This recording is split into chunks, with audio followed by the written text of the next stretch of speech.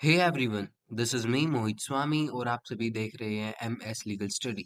आज हम करने जा रहे हैं बहुत ही interesting topic article 26 freedom to manage religious affairs. तो चलो करते हैं।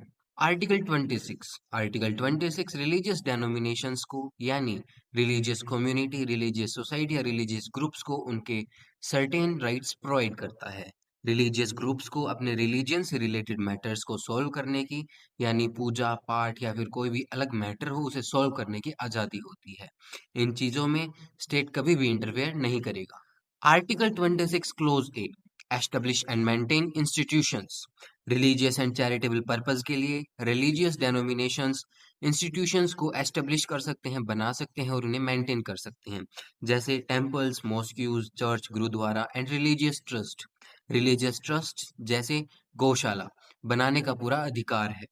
वहीं article 26 clause B manage religious affairs. Clause B article 26 का मोस्ट इंपोर्टेंट पार्ट है। यह रिलीजियस ग्रुप्स को religious practices, rituals and ceremonies को मैनेज करने की पावर देता है।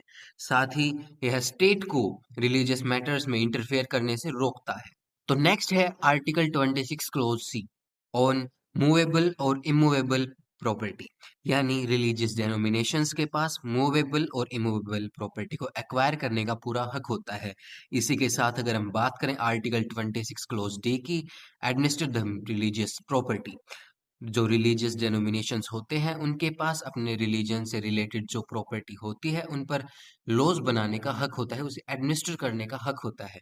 लेकिन अगर हम कानूनी तौर पर बात करें तो फाइनेंशियल और एडमिनिस्ट्रेटिव मैटर्स में गवर्नमेंट रेगुलेट कर सकती है, गवर्नमेंट चेक कर सकती है कि जो रिलीजियस मैटर्स हैं उनमें कहीं डिस्क्रिमिनेशन नहीं हो रहा है और जो रिलीजियस मैटर से फंड आता है, जो ट्रस्ट के पैसे होते हैं, उसका कहीं मिसयूज तो नहीं हो रहा है। तो नेक्स्ट हम पढ़ते हैं right to restraint article 26। Article 26 एक एब्सोल्यूट राइट नहीं है, उस पर रोक लगाई जा सकती है। कब?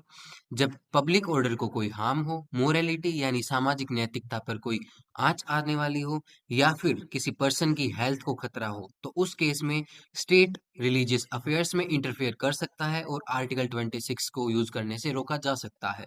तो चलिए आर्टिकल 26 को और भी इंटरेस्टिंग बनाने के लिए हम इससे रिलेटेड इंपॉर्टेंट केस क्लोज को पढ़ते हैं। Mittal versus union of India 1982। इस केस में सुप्रीम कोर्ट ने जजमेंट के तौर पर कहा कि रिलीजियस डेनोमिनेशंस वॉलेंटरी एसोसिएशंस होते हैं लोगों के। इन एसोसिएशंस को सुप्रीम कोर्ट नहीं बनाता। इन एसोसिएशंस में, इन डेनोमिनेशंस में स्टेट का कोई रोल नहीं होता। ये डेनोमिनेशंस उन लोगों के होते हैं जो कॉमन फेथ में, कॉमन चीज में बिलीव करते हो और कॉमन ऑर्गेनाइजेशन से बिलोंग करते हो। कंक्लूजन, आर्टिकल 26 रिलीजियस डेनोमिनेशंस को अपने रिलीजियस अफेयर्स को मैनेज करने की पूरी आजादी देता है। यह स्टेट को इंपॉर्टेंट रिलीजियस प्रैक्टिसेस में इंटरफेयर करने से रोकता है। साथ ही यह स्टेट को सेक्युलर और एडमिनिस्ट्रेटिव मैटर्स में रेगुलेट करने का अधिकार भी देता है। आर्टिकल 26 फ्रीडम और पब्लिक इंटरेस्ट के बीच में एक बैलेंस बनाता है। इसी के कारण article 26 secularism and religious harmony को और भी मजबूत करता है। इसी के साथ आज का सेशन कंप्लीट होता है। वीडियो यूजफुल लगा हो तो लाइक, शेयर और सब्सक्राइब करें एमएस लीगल स्टडी। मिलते हैं एक और नेक्स्ट यूजफुल वीडियो में। Thanks for watching.